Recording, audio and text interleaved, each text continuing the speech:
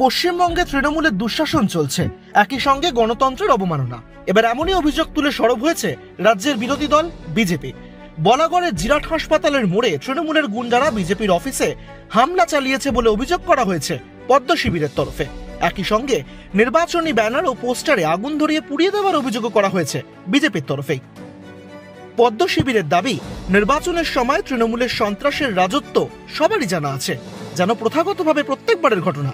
আর ঘটনাস্থল সেই লোকসভা কেন্দ্র হুগলি। আর এবার এই ঘটনা আবারও তাদের আসল রং ফাঁস করে দিয়েছে বলে অভিযোগ করা হয়েছে বিজেপির তরফে। কাঠগড়ায় তোলা হয়েছে রাজ্যের শাসক দল তৃণমূল কংগ্রেসকে। এবার সেই হুগলি লোকসভা কেন্দ্রেই পদ্মের হয়ে মাঠে নেমেছেন লকেট চট্টোপাধ্যায়, আর তার বিপরীতে মাঠে নেমেছেন রচনা বন্দ্যোপাধ্যায়। আর এবার নাম না করেই রচনা বন্দ্যোপাধ্যায় এবং তার অনুগামীদের বিরুদ্ধেই তাহলে কি আঙ্গুল তুললেন লকেট চট্টোপাধ্যায় বা বিজেপি? প্রশ্ন উঠছে। ব্যুরো রিপোর্ট, এক ঝলকে হুগলি।